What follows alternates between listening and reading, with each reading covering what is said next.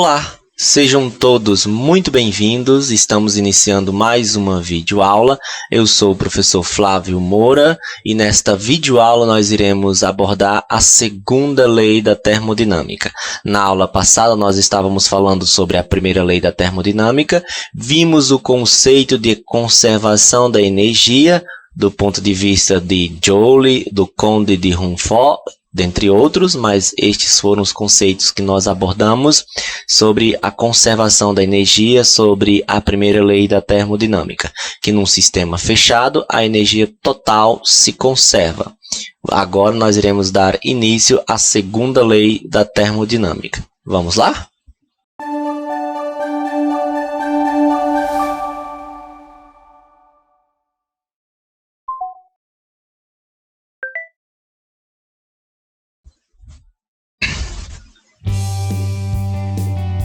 Bem, sobre a segunda lei da termodinâmica, nós temos um conceito, aliás, antes dela ser cunhada ou colocada tal qual nós a conhecemos hoje, muitos físicos naturalistas, vamos chamar cientistas naturalistas, haviam proposto um conceito. E o que nós iremos trabalhar hoje é o conceito do ponto de vista do francês Sadi Carnot, ou como muitos já ouviram falar, o famoso ciclo de Carnot. Então, o francês Nicolas Léonard Sadi Carnot desenvolveu conceitos que fundamentaram a segunda lei, sendo que na época em que ele viveu, a primeira lei nem era conhecida. Daí um pouquinho sobre o que nós falamos na aula passada, sobre os conceitos até nós chegarmos na definição da primeira lei da termodinâmica. Mesmo assim, foi ele quem estabeleceu o último padrão de eficiência de uma máquina térmica. Há duas conclusões importantes dos estudos de Carnot. A primeira delas, a eficiência de uma máquina, cuja fonte é o calor, depende da natureza do processo cíclico em que ela opera e não do material que sofre transformação ou substância de trabalho. A segunda dela, não existe máquina mais eficiente do que a de Carnot, pois ele descobriu o processo cíclico mais eficiente para converter calor em outra forma de energia. Na verdade, nós vamos substituir pelo menos esta linguagem, que não existe nenhuma máquina mais eficiente do que a de Carnot, dá uma ideia de que ele auto se promove, mas de fato hoje o que nós temos é que nenhuma máquina térmica operando em ciclo pode converter integralmente toda a energia a ela fornecida em trabalho. Então, esta é uma proposta do Sadi Carnot, por isso que nenhuma máquina em um processo cíclico, conforme disse o enunciado, com eficiência para converter calor em outra forma de energia, vamos chamar isso de máquina ou ciclo de Carnot. Bom, além de Carnot, nós tivemos outro, o Conde de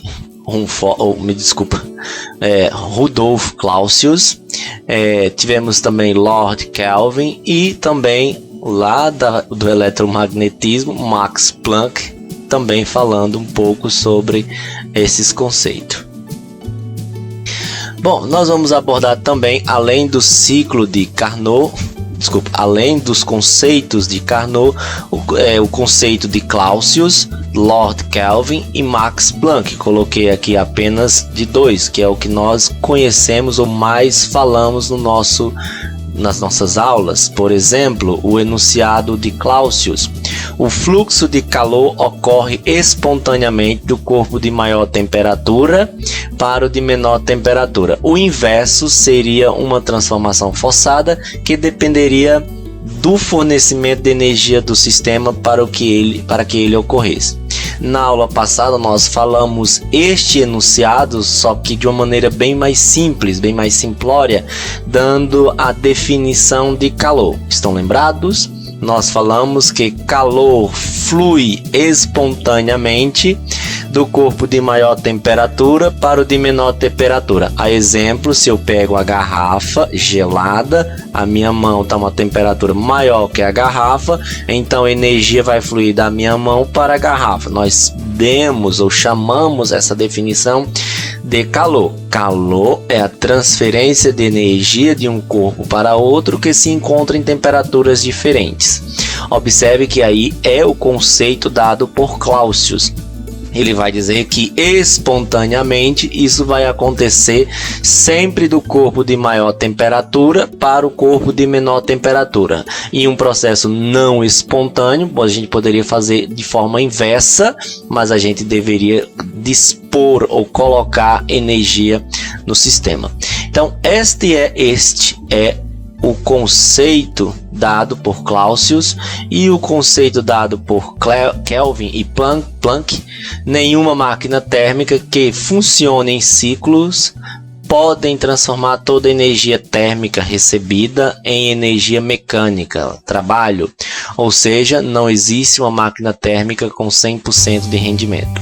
Este enunciado é bem próximo do enunciado de Carnot, ou o rendimento da máquina de Carnot.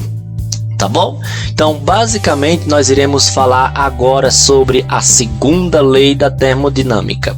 A primeira lei da termodinâmica diz respeito à conservação da energia, a energia que existe no sistema.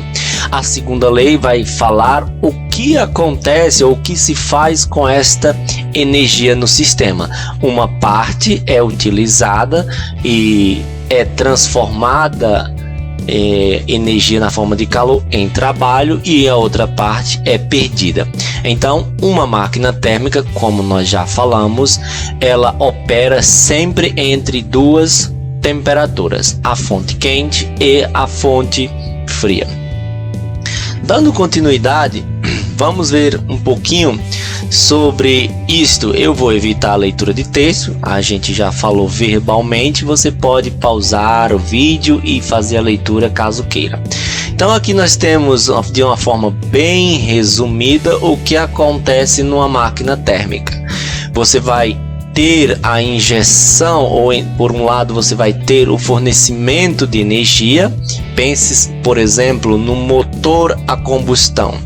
Daqui a pouco a gente vai ver um pouquinho sobre o funcionamento deste. Pense no motor a combustão, aonde ocorre a queima, a explosão do combustível. Ali está entrando energia, nós vamos chamar de fonte quente. Está entrando energia para o sistema. Na máquina haverá a realização de trabalho, ou seja, o carro, a moto vai entrar em movimento. Mas toda a energia que entrou não é a mesma que foi convertida em trabalho. Uma parte é perdida, é jogada fora do sistema, e essa parte onde ela é jogada fora do sistema nós chamamos de fonte fria. Então aqui é o esquema, ou estar o esquema, basicamente do funcionamento de uma máquina térmica, ou uma máquina que opera segundo o ciclo de Carnot, que nós também podemos dar uma ligeira passada sobre ele para ver cada um desses pontos, tá bom? Muito bem, então nossa equação que aqui está, ela já está um pouco mais, vamos dizer assim, prontinha para você, resumida, mas de fato o que nós temos é o seguinte: veja que estamos falando da segunda lei da termodinâmica do ponto de vista do ciclo de Carnot, ou uma máquina térmica que opera segundo o ciclo de Carnot. Ou seja, imagine que toda a energia que entra no sistema, vamos chamar de 100% da energia que entrou no sistema, a queima do combustível gerou uma quantidade de calor, certo? Um valor para a energia. Esse 100% nós vamos chamar de um todo, de 1.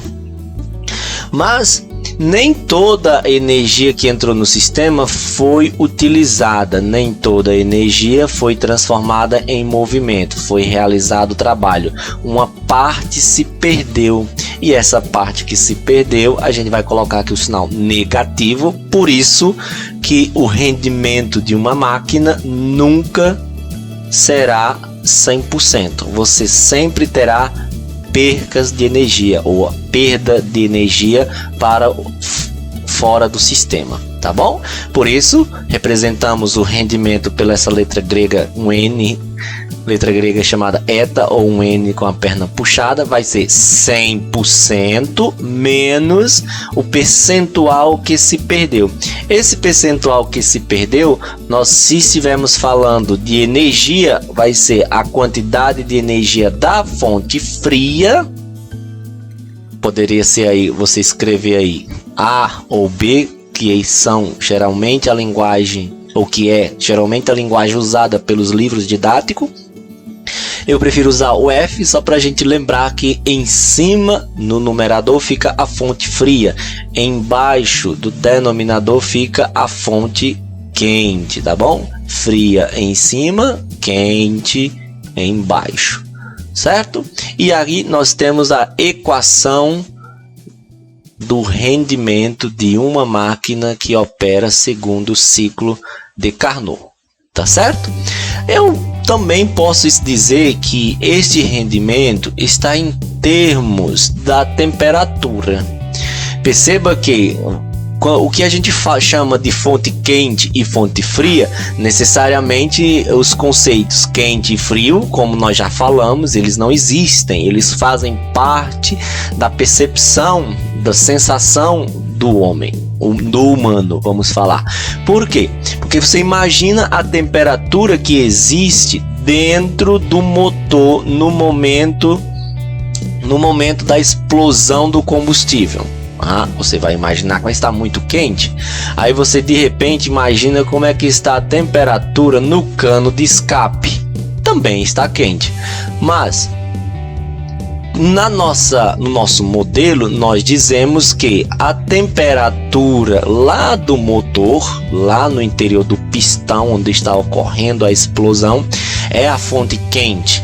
A temperatura aonde foi jogado o restante do que não foi aproveitado nesta queima, nós chamamos de fonte fria, certo? Então perceba que quente e frio é só termos para designar uma situação onde nós temos um corpo em um ponto do sistema com maior temperatura e outro ponto do sistema com menor temperatura. Por isso, dizemos que uma máquina térmica ela opera entre duas fontes, entre duas temperaturas, tá certo? E repetindo, o conceito que nós chamamos de quente e frio é uma mera percepção, ou vamos chamar sensação humana, tá bom? Então a nossa equação fica assim: em termos da quantidade de calor, já está ali em cima, calor da fonte quente embaixo, passei o slide, calor da fonte quente embaixo, calor da fonte fria em cima. E em termos de temperatura, nós diremos que a temperatura da fonte fria em cima, dividido pela temperatura da fonte quente embaixo.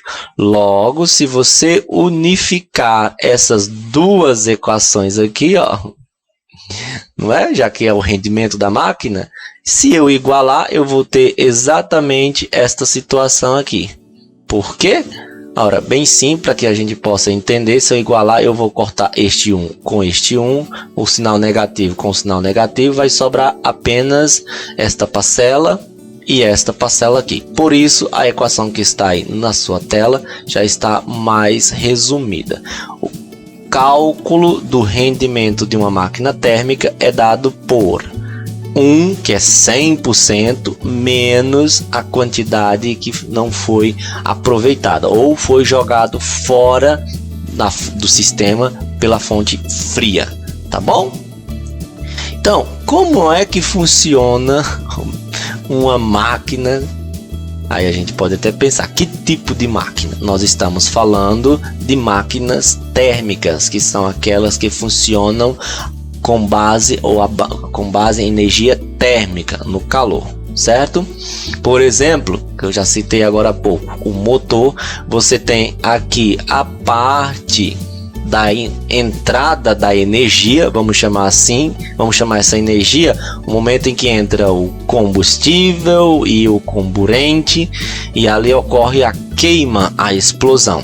Ponto. Todo o calor lá dentro, vamos tentar ver de uma forma experimental no motor de 4 tempos. Uma parte é convertida, é transformada em movimento, ou seja, na realização de trabalho. A outra parte é jogada fora, que a gente vai chamar de fonte fria. Então, basicamente, é assim que funciona um motor. Aí você diz, é tão simples? Não, não é tão simples. Mas para o nosso conceito, para a gente entender a segunda lei da termodinâmica, a gente vai partir deste reducionismo.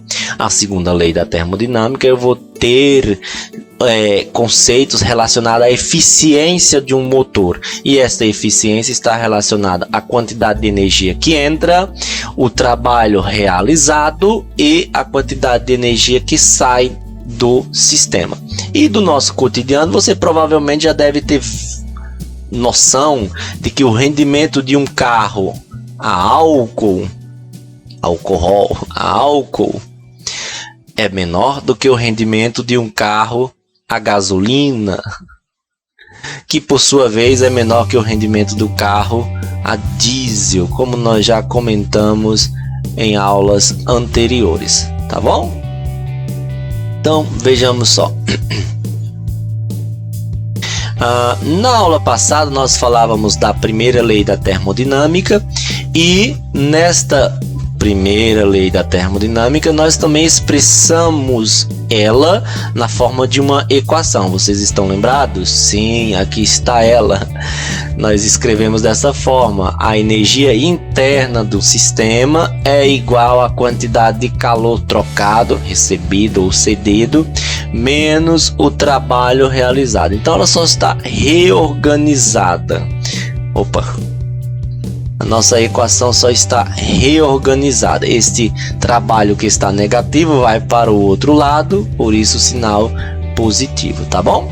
E o que temos aqui é a realização de trabalho na expansão de um gás, que também nós já citamos um pouquinho. Esse trabalho vai ser a pressão, somente se for a pressão constante, vezes a variação de volume. No entanto, veja que trabalho depende da pressão e da variação de volume. Se o volume aumentar, trabalho é positivo. Se o volume diminuir, trabalho é negativo. Se o volume não variar, por exemplo, numa transformação isovolumétrica, nós diremos que o trabalho é zero e, portanto, a quantidade de calor é igual à variação de energia interna. Tá bom? Isso é um resuminho do que nós falamos nas aulas anteriores sobre a primeira lei da termodinâmica. E no caso de uma transformação isotérmica, ou seja, que ocorre a temperatura constante, nós temos a seguinte situação. Na aula anterior, vocês lembram que nós falamos sobre o grau de agitação das moléculas? Sim, isso é a definição de temperatura. É o grau de agitação das moléculas. Quanto mais agitado, maior a temperatura. Falamos também da energia interna do sistema, que é a energia cinética média das partículas. E energia cinética é movimento. Então, quanto maior o movimento, maior a energia interna. Quanto maior a temperatura, maior é o grau de agitação. Por isso, nós podemos dizer que temperatura e energia interna estão diretamente relacionadas. Se numa transformação a temperatura não varia, a variação da energia interna vai ser zero. E neste caso, a quantidade de calor é igual ao trabalho realizado.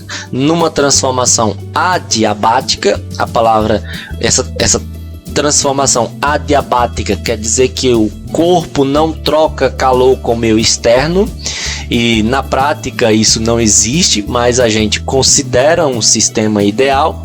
Na prática, você pense na garrafa de café. Por exemplo, para que serve a garrafa de café? Para deixar o café quentinho.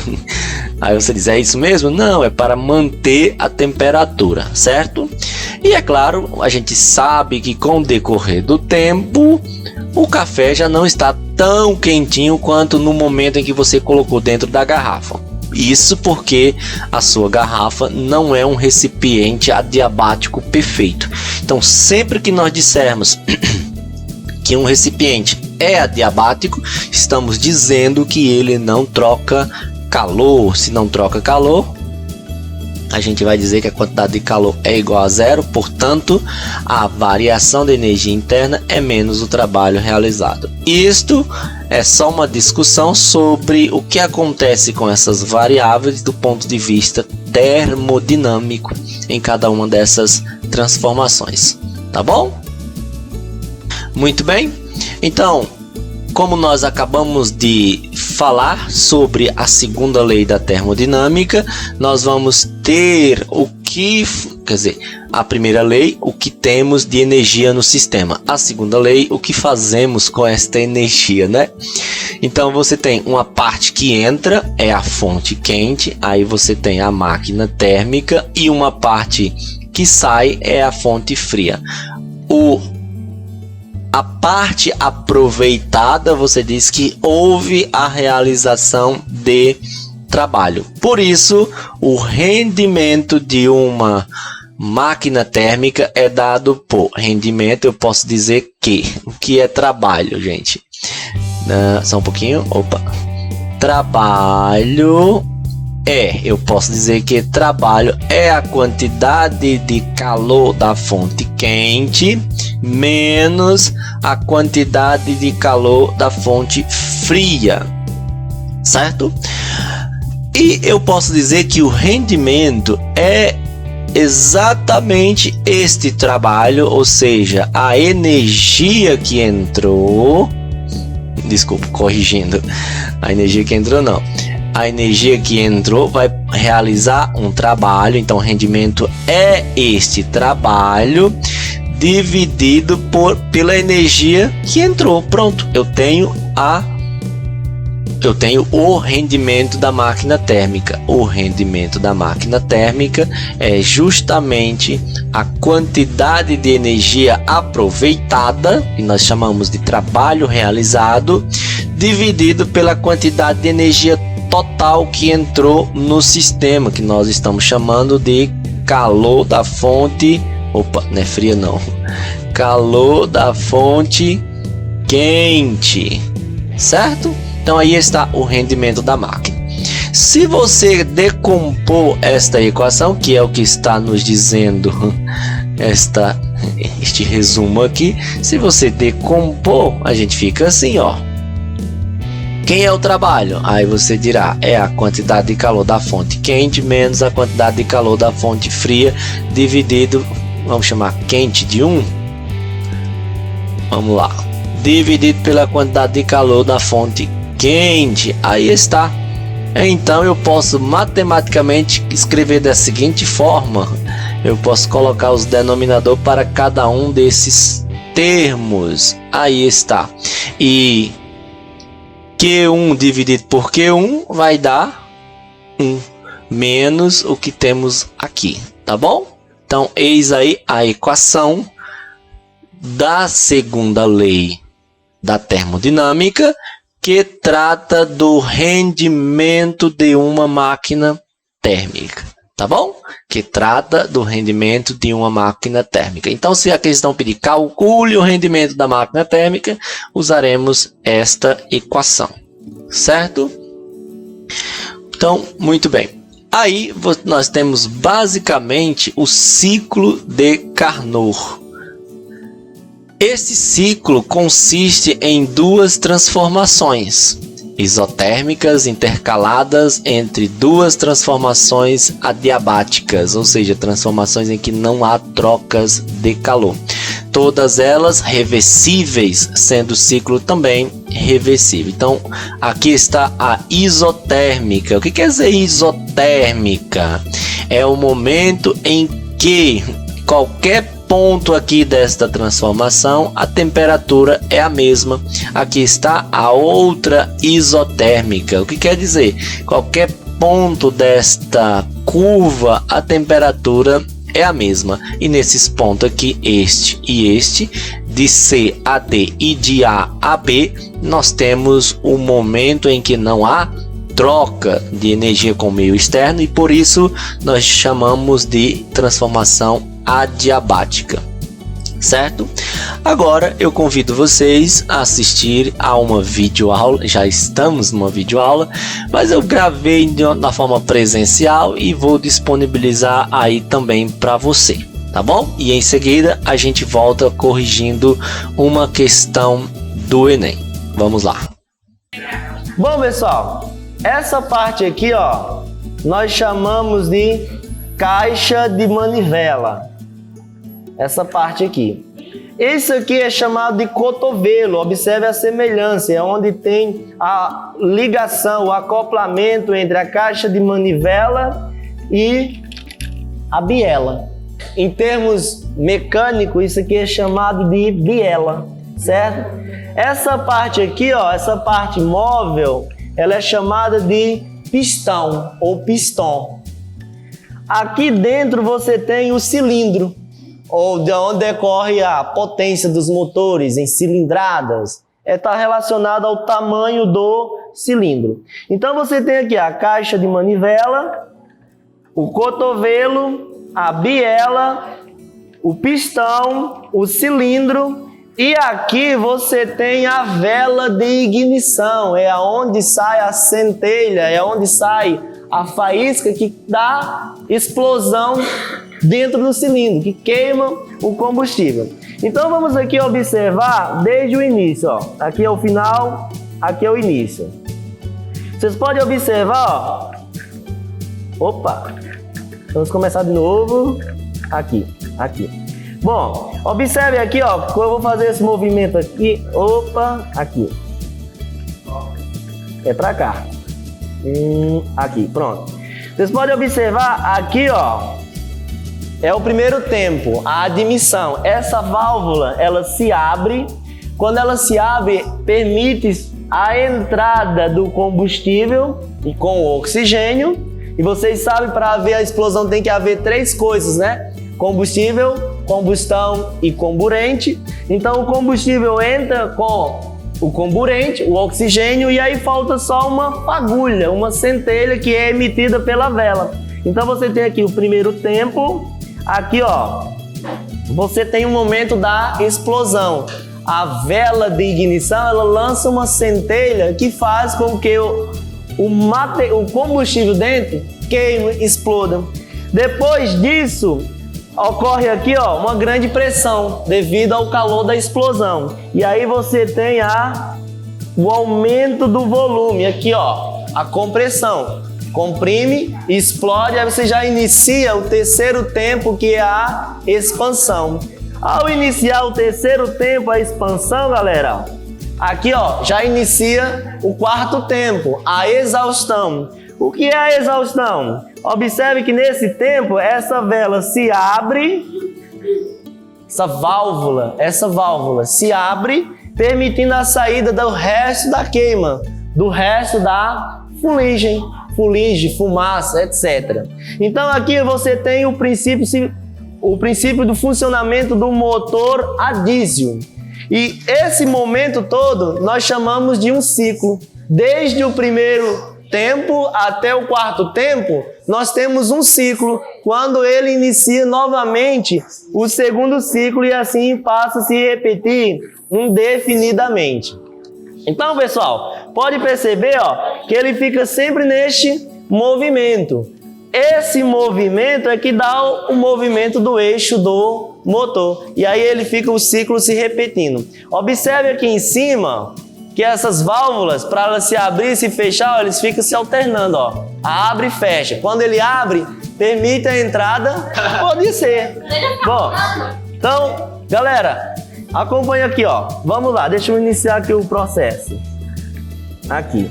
O primeiro tempo é chamado de admissão. Então, na admissão, ó, a válvula se abre, a válvula de entrada se abre, a outra válvula de saída se fecha. Então, você tem a entrada do combustível e oxigênio. Depois, ó, você tem a compressão. Na compressão, a vela de ignição, ela dá uma fagulha, uma centelha que vai queimar o combustível. Ao queimar o combustível, você tem aqui a geração de calor. E aí, o pistão vai se expandir. Essa pressão vai empurrar o pistão, que é a expansão. Depois inicia-se o quarto tempo, ou seja, você vem, a válvula de saída se abre, por onde vai sair os gases. E ao sair os gases, o processo se inicia novamente, ou seja, tem início um novo ciclo. E aí fica se repetindo. Então, aqui nós temos um motor de 4 tempos. Admissão, compressão, injeção de combustível. A injeção de combustível é intermediária, ela não é chamada de tempo, tá certo? É quando a centelha queima, tá certo? O terceiro tempo é a expansão.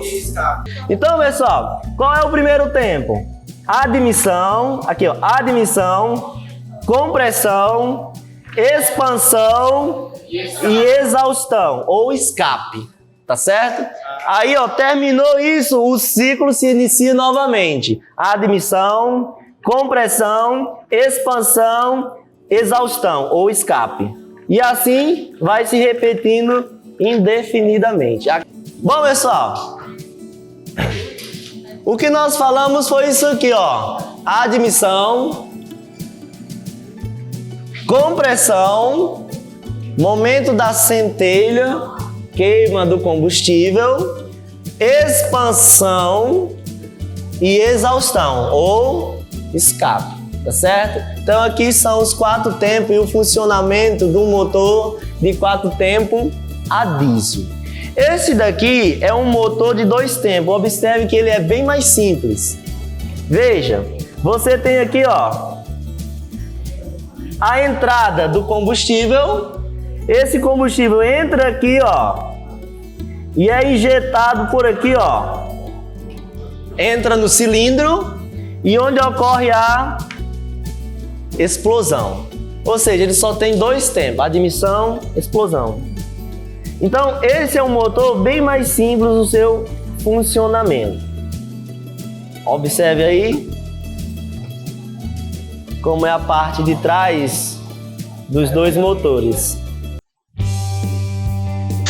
Bem, gente, é isso e vamos prosseguir. Você acabou de assistir ou ver o funcionamento de um motor de 2 e de 4 tempos. Agora vejamos uma questão. O Enem propôs essa mesma situação, só que na forma de um gráfico. Veja só. O motor de combustão interna utilizado no transporte de